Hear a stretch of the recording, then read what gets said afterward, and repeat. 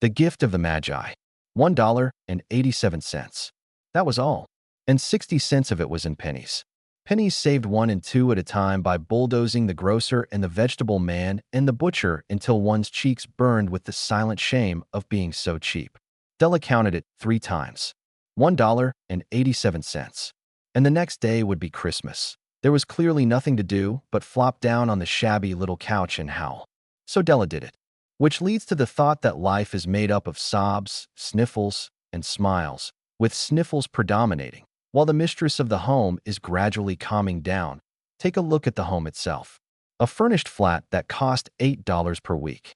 It did not exactly look like a place for beggars, but it certainly had that word on the lookout for it. The letterbox and the electric bell in the downstairs hallway were broken. A name was nailed to the door, which read, Mr. James Dillingham Young. The Dillingham part was a fancy addition from a time when James was doing better, back when he was earning $30 a week. Now, with his income shrunk to $20, the letters of Dillingham looked blurred, as if they were seriously thinking about shrinking themselves down to a humble and practical D. But whenever Mr. James Dillingham Young came home and reached his apartment above, he was called Jim and greatly hugged by Mrs. James Dillingham Young, already introduced to you as Della, which is always a very good thing. After finishing her cry, Della went to the window and looked out sadly at a gray cat walking along a gray fence in a gray backyard. Tomorrow would be Christmas Day, and she had only $1.87 with which to buy Jim a present. She had been saving every penny she could for months, with this result. $20 a week doesn't go far. Expenses had been greater than she had calculated. They always are. With only $1.87 to buy a present for Jim. Her Jim. She had spent many happy hours planning to buy something nice for him. Something fine and rare and worthy of the honor of being owned by Jim. Between the windows was a cheap mirror. Perhaps you've seen the kind of mirror in an $8 flat. A very thin and agile person might, by seeing their reflection in a series of long strips, get a fairly accurate idea of their looks. Della, being slender, had mastered this art. Suddenly she whirled from the window and stood before the mirror. Her eyes were shining brilliantly, but her face lost its color within 20 seconds. Quickly she pulled down her hair and let it fall to its full length. Now, the James Dillingham Youngs had 2 possessions that they both took great pride in. One was Jim's gold watch that had been his father's and his grandfather's. The other was Della's hair. Had the Queen of Sheba lived in the apartment across the air shaft, Della would have let her hair hang out the window to dry just to show off and make the Queen's jewels and gifts look dull by comparison. Had King Solomon been the janitor, with all his treasures piled up in the basement, Jim would have pulled out his watch every time he passed, just to see Solomon pull his beard out of envy. Oh, now Della's beautiful hair fell about her, rippling and shining like a cascade of brown waters. It reached below her knee and made itself almost a garment for her. And then she quickly put it up again, nervously and nervously. She hesitated for a minute and stood still while a tear or two splashed on the worn red carpet. On went her old brown jacket. On went her old brown hat. With a whirl of skirts and with the brilliant sparkle still in her eyes, she fluttered out the door and down the stairs to the street, where she stopped. The sign read, Madame Sofronie. Hair goods of all kinds. One flight up Della ran and collected herself, panting. Madame, large, fair and emotionless, did not seem like someone who would be called Sofronie. Will you buy my hair? Asked Della. I buy hair, said Madame. Take your hat off and let's have a sight at the looks of it. Down rippled the brown cascade. $20, said Madame, lifting the mass of hair with a practiced hand. Give it to me quick, said Della Doe, and the next 2 hours tripped by on rosy wings. She was ransacking the stores for Jim's present. She found it at last. It surely had been made for Jim and no one else. It was a platinum watch chain, simple in design, properly proclaiming its value by substance alone and not by ornamentation. As soon as she saw it, she knew that it must be Jim's. It was like him. Quietness and value. The description applied to both. She paid $21 for it and hurried home with the 87 cents. With that chain on his watch, Jim might properly check the time in any company. When Della reached home, she got out her curling irons and lit the gas. She set to work repairing the damage done by generosity added to love, which is a tremendous task, Dear friends, a mammoth task. Within 40 minutes her head was covered with tiny, clothesline curls that made her look wonderfully like a schoolboy. She looked at her reflection in the mirror long, carefully, and critically.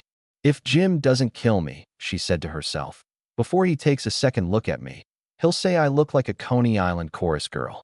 But what could I do, oh? What could I do with $1.87? At 7 o'clock the coffee was made and the frying pan was on the back of the stove, hot and ready to cook the chops. Jim was never late. Della held the watch chain in her hand and sat near the door where he always entered. Then she heard his step on the stairway down on the first flight, and she turned white for just a moment. She had a habit of saying a little silent prayer about the simplest everyday things, and now she whispered, "Please God, make him think I am still pretty." The door opened, and Jim stepped in and closed it. He looked thin and very serious. Poor fellow. He was only 22 and had a family to take care of. He needed a new overcoat and he was without gloves. Jim stopped inside the door, as immovable as a setter scenting a quail. His eyes were fixed upon Della, and there was an expression in them that she could not read, and it terrified her. It was not anger, nor surprise, nor disapproval, nor horror, nor any of the sentiments that she had been prepared for. He simply stared at her fixedly with that peculiar expression on his face. Della wriggled off the table and went for him. "Jim, darling," she cried, "don't look at me that way. I had my hair cut off and sold it because I couldn't have lived through Christmas without giving you a present. It'll grow out again. You won't mind, will you? I just had to do it. My hair grows awfully fast. Say Merry Christmas, Jim, and let's be happy. You don't know what a beautiful, nice gift I've got for you." "You've cut off your hair?" asked Jim, laboriously, as if he had not quite grasped that obvious fact. "Cut it off and sold it," said Della. "Don't you like me just as well, anyhow? I'm me without my hair, aren't I?" Jim looked about the room curiously. "You say your hair is gone?" he said, with an air almost of idiocy. "You needn't look for it," said Della. "It's sold, I tell you, sold and gone too. It's Christmas Eve, boy. Be good to me, for it went for you. Maybe the hairs of my head were numbered," she went on with a sudden serious sweetness, "but nobody could ever count my love for you. Shall I put the chops on, Jim?" Out of his trance, Jim seemed to wake. He enfolded his Della. "For 10 seconds let us regard with discreet scrutiny some inconsequential detail. $8 a week or $1 million a year, what is the difference? A mathematician or a wit would give you the wrong answer. The Magi brought valuable gifts, but that was not among them. This dark statement will be illuminated later on." Jim drew a package from his overcoat pocket and threw it upon the table. "Don't make any mistake, Dell," he said, "about me. I don't think there's anything in the way of a haircut or a shave or a shampoo that could make me like my girl any less. But if you'll unwrap that package, you may see why you had me going a while at first." White fingers tore at the string and paper, and then an ecstatic scream of joy, and then, alas, a quick change to hysterical tears and wails, necessitating the immediate employment of all the comforting powers of the lord of the flat, for there lay the combs, the set of combs, side and back, that Della had worshipped for so long in a Broadway window. Beautiful combs, pure tortoise shell, with jeweled rims, just the shade to wear in the beautiful vanished hair. They were expensive combs, she knew, and her heart had simply craved and yearned over them without the least hope of possession. And now, they were hers, but the hair that should have adorned the coveted adornments was gone. But she hugged them to her bosom, and at length she was able to look up with dim eyes and a smile and say, "My hair grows so fast, Jim." And then Della leaped up like a little singed cat and cried, "Oh, oh." Jim had not yet seen his beautiful present. She held it out to him eagerly upon her open palm. The dull, precious metal seemed to flash with a reflection of her bright and ardent spirit. "Isn't it a dandy, Jim? I hunted all over town to find it. You'll have to look at the time 100 times a day now. Give me your watch. I want to see how it looks on it." Instead of obeying, Jim tumbled down on the couch and put his hands under the back of his head and smiled. "Dell," said he, "let's put our Christmas presents away and keep 'em a while. They're too nice to use just at present. I sold the watch to get the money to buy your combs. And now I think we should have our dinner." The Magi, as you know, were wise men, wonderfully wise men, who brought gifts to the babe in the manger. They invented the art of giving Christmas presents. Being wise, their gifts were no doubt wise ones. And here I have lamely related to you the uneventful chronicle of two foolish children who most unwisely sacrificed for each other the greatest treasures of their house. But in a last word to the wise of these days, let it be said that of all who give gifts, these two were the wisest. Of all who give and receive gifts, such as they are the wisest. Everywhere they are the wisest. They are the Magi. The story of the man, the boy, and the donkey. Once upon a time, a father and his son were getting ready to go to the market. They left their village, leading their donkey behind them.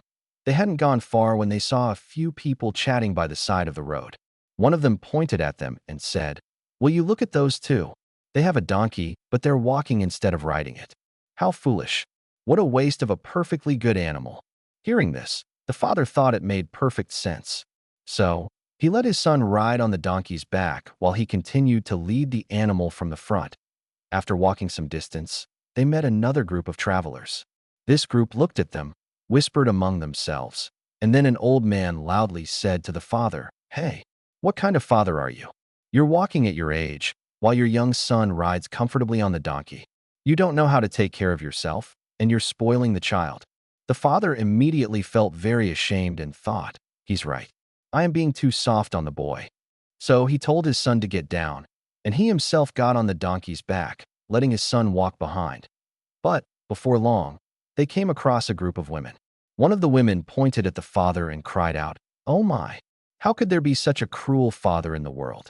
He rides the donkey like a lord, while his poor little boy runs on the ground, sweating buckets. That poor child." The father's face turned red with embarrassment. He quickly pulled his son up onto the donkey, letting him sit in front. He thought, "Surely no one can criticize us now. We are both riding."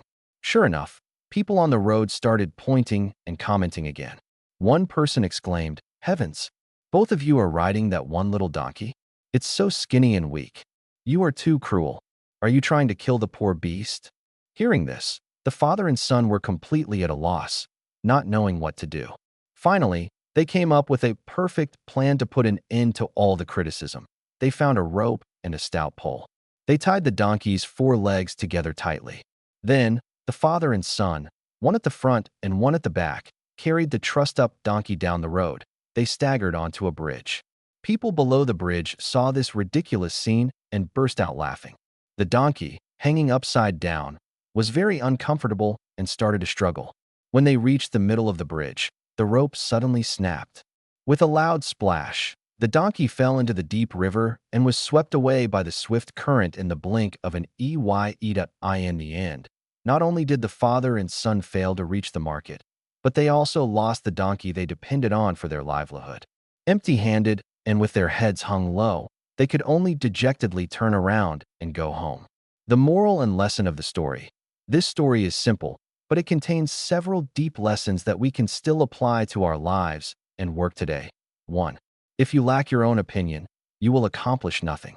The core message of the story is, you must have your own mind when doing things.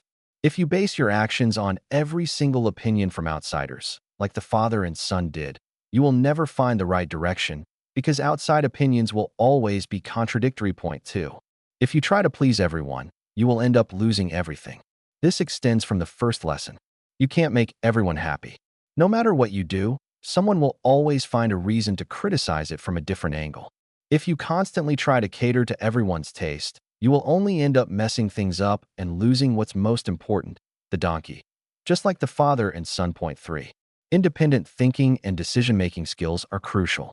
When faced with many outside voices, the key is to have the ability to think independently and analyze.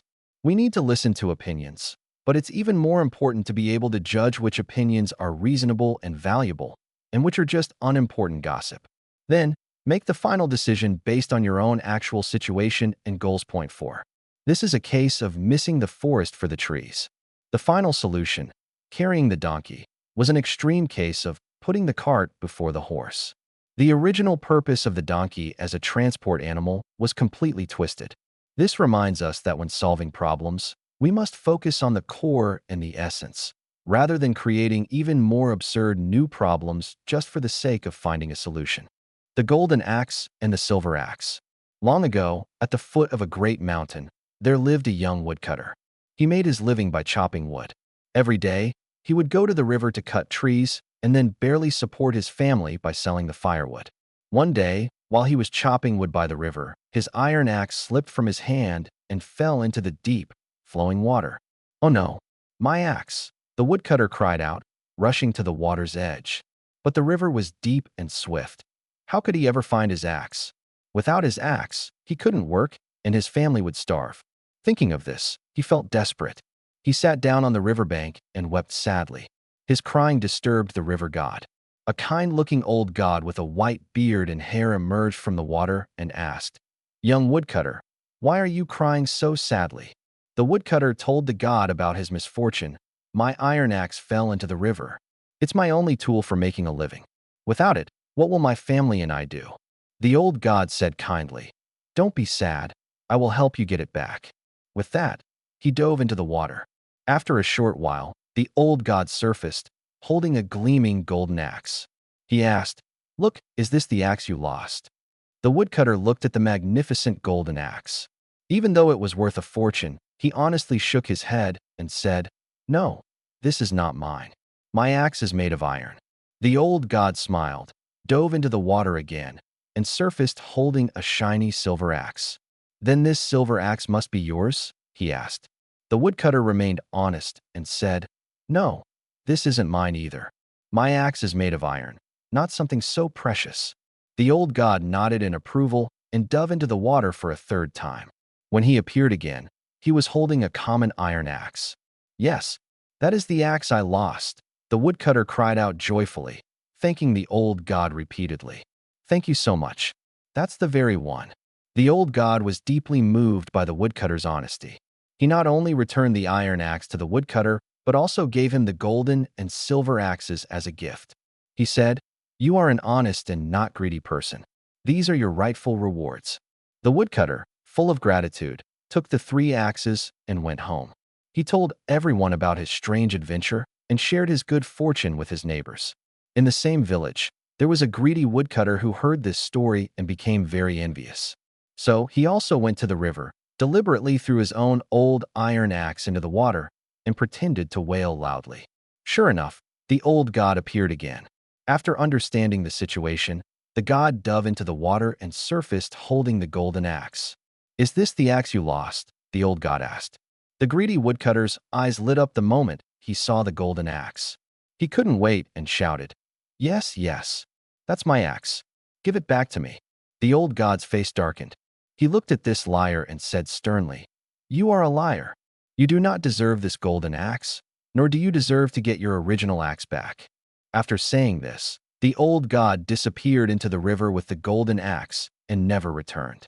The greedy woodcutter not only failed to get the golden axe, but also lost the iron axe he depended on for survival forever. He had to go home empty-handed, ashamed, and was laughed at by everyone. The moral of the story: this story teaches us a simple but profound lesson. Honesty is a priceless treasure. It will bring you rewards and respect. Greed and deceit, in the end, only make you lose everything.